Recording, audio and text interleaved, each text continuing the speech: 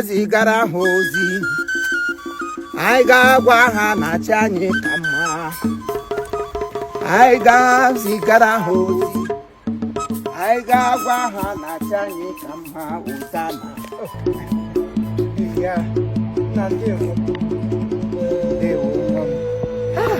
agakatala m gakata so obodo nke a nwebere onye kamgbe m gara so ụmụazị abụọ m kelere Andy Road saa ụzọ nwekwa onye ga-akụziri m ele otu i mere biko ana m achọ ebe m nọ wee ebe anyị nọ Amanato Ide Atọ North LGA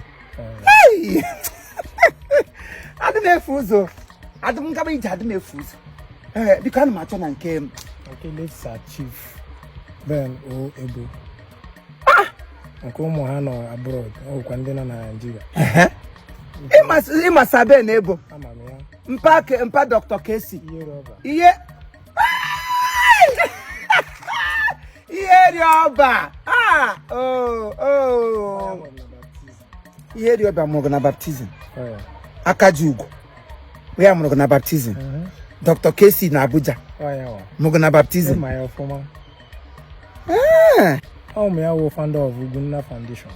Ugwunna Foundation had her 7 of them to contract on from Ugwunna Foundation. Then in your room, mgbe ka ebo dị ndụ ebo kwa ihe specialized rokwole inye ndị one atọ n'aka to educate people a philanthropist or we how a philanthropist onye na-enyere ndị mmadụ aka ma ị ga school o ma ị kwụrụ ha ụgwọ school ma ị weta health care ndị ma na-ama maka peace gola na-emu dongo very simple and he always smile. But I'm not church ball church. He laugh all the time. Even when things are not okay. The man will be laughing because even I'm happy now 80 something. He lived above the Bible recorded date of death of personality. Because he did a very good work before now. Nye bed ma nye ezumike nke ndị ebebe odinwanum ka ihe nke ndị ebebe chakwasị aka mkpụrụ obi na mkpụrụ obi ndị na-ekwenu gara aga celebrate nke Chukwu ha zike na ndokwa na aha nna na nwa na mmụọ nsọ amen. Ọ bụ anyị nwa ga-anọ nga ahụ that day on the 12th of April 11 wee keepers ya 12 uzeshi a ga-egbopụ ala si ya ngwa rest in peace and go in peace. Chineke nna onye wetere ndụ ka ya werele so ihe m ga-agụgba ka mmanụ ụzọ because ka m nwa ga-akụ egwu ka m ga-ekwu MC ka m ga-eshiri ka m ga-eme decoration ka m ga-agụ ka m ga-eme video ka m ga-egwu ala ka m ga-ebulalo ndị apams ihe niile a na-ememe ka m ga-emecha so I need to go and know the road of to carry my property to come. Amanato ha ga-anọ nkụtụ m that carry day eruole m ogboza shirota ugbu anyị gaa straight ị ga-ahụ bịara ground ndị mmadụ ebe a lie mmadụ ebe a ishiri n'etiti ha gafee ma nwoke ma nwaanyị nke ọ bụla hụrụ n'ụzọ agwakwala egwu esi m ga-ahụ bịara ground elili mmadụ ndị mmadụ m chiri ekiti ndị elili gafe enwere ụzọ ọzọ esi aga ebe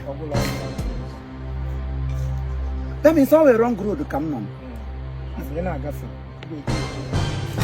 okwu ụjọ anọ n'elu aka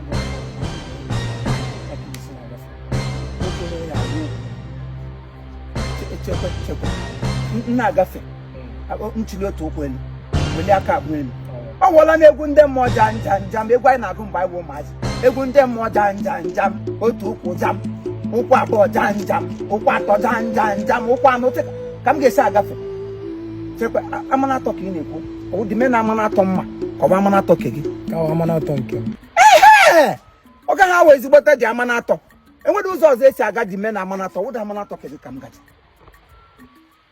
ụzọ akị ga-esi gaa Ogboza community ebe anyị chọrọ hey chai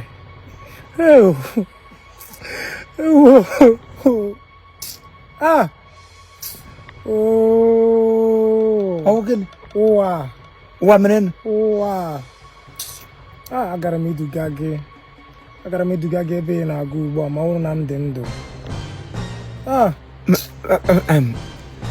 eso ma ọ wụrụ asị m eleela m gị anya iwe ezigbo mmadụ agara m iduga gị ma ọ bụrụ na m dị ndụ ma ọ wụrụ na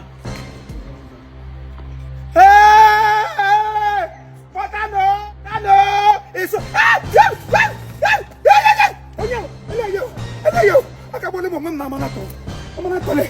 Amanatole 10th of April o. Ọkwa 10th of April amakwa m chere mbụ ụzọ gaba bịa ịmata ụzọ. Hey, ụmụ abụra ka mụ na ya na-ekwu nwa maka ọnwụ na ụmụ abụra ka mụ na ya na-ekwu. Ụmụ abụra ka mụ na ya na-ekwu.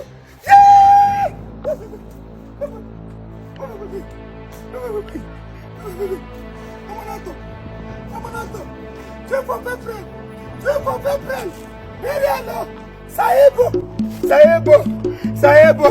10th of April amakwa m bịa esi amana m ụzọ magbu onwe m ọnwụ bele mamụ Chineke nna egwu ndị mmụọ jam otu ụkwụ jam lekwa ha ụmụazị ike nwụchiri anwụ mkpụrụ okobo nwere ike etopụrụ etopụ unu ji ara anwụsị nwa biri filines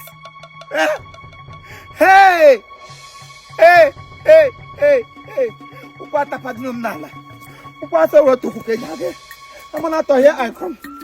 Amanato. Hey. Saebo take am see the Amanato. Where yeah. Ika gwala mo. Amu be lem ke won. Woo. Taka na wo ga no lelu. Ko ni gbe prepa tile. Amanato. 12th of April. Saebo. Adelio le